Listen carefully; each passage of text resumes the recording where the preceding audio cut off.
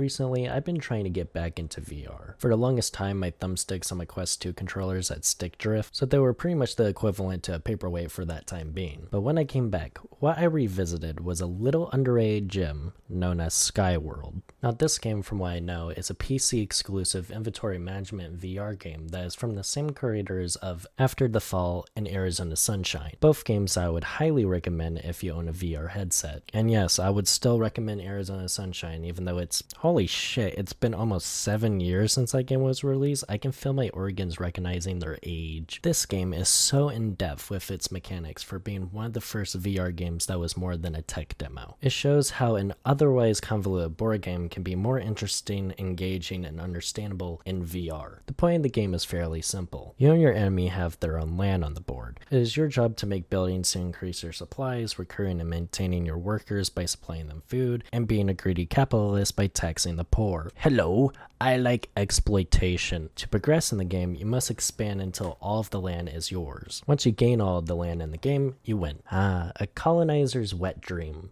US with Hawaii. Oh, why? Who said that? The one-on-one fights are actually pretty stress-inducing at times, but in a good way. This game mode pretty much dictates who's gonna get the land and who's not. If you win, you expand. If you don't, you lose land. I do have to admit that the maps are kind of linear, but it's a way that you can add new characters and upgrade pre-existing ones that make it challenging. It's basically a game of who can outsmart the other person first, and its simplistic nature works in its favor. The graphics are pretty good for what it needs to be, going for this simplistic yet stylized look to everything that makes it look somewhat low poly. I like the littlest details, from you being able to fling barrels everywhere and looking at semi 3D images of your characters, to bigger details like how the maps line up with one another and how each map looks unique. All these details adding up just makes the game seem like it was made out of care instead of something that was supposed to cash in on a new medium, which I can respect Vertigo Games for doing that with all of their VR games. I do have to admit one thing, the announcer needs to shut the fuck up sometimes. You're running out of gold, my lord. I know, let me be financially unstable. The more and more that you try to gain land in this game, the harder it is to manage all your finances and happiness of your people, which I'm glad that they went for this route for progression. It makes you seriously think about if you should prioritize money over food to build new stuff, or prioritize food over money to keep your workers from leaving.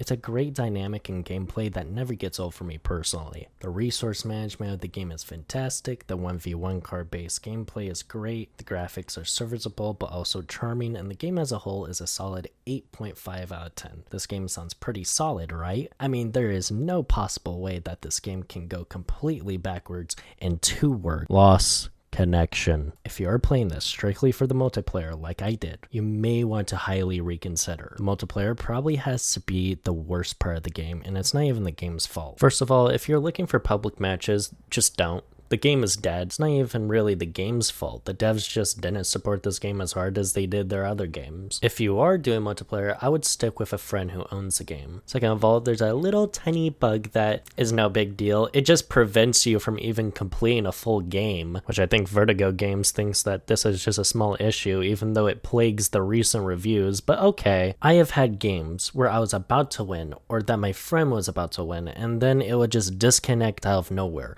No warning, no notification, no bad ping icon, nothing. It is such a buzzkill whenever it happens, and it is genuinely annoying that the creators just left this bug in the game and never even bothered to fix it, in favor of selling the 1v1 mode as a separate game. Which I would say is not even the most interesting part of the game, but I enjoy it more as a nice addition to the gameplay so that the game doesn't get awkwardly stale. But would I play it by itself? I don't know, maybe if I'm bored. This game is a good game. I would even say a fantastic game. But this game is hampered by so many technical problems when it comes to playing online that it just sours the experience, and I hate to admit that this game is just hard to sell because of this issue. If Vertigo Games had this problem fixed, it would remain at 8.5 for me personally. But for right now, and probably for the future, since this game hasn't had an update since 2019, I would have to give this game a 7 out of 10, and it hurts me to even say that. If you're looking for a pretty solid single-player card-based resource management game, this should be up your alley. But if you can't handle the 50-50 chance of you not being able to finish a game with your friend, then I wouldn't even bother with this game. At least until it gets fixed, which it's never gonna happen. It's been almost 4 years. But however, if you're willing to sit through some bullshit and can manage to play a few games with some friends,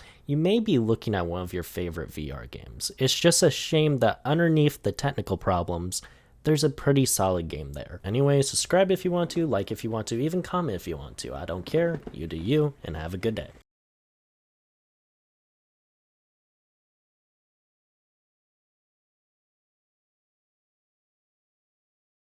Also, to the people who voted that they didn't want to see my face in my new videos, you didn't hurt my feelings at all. You did.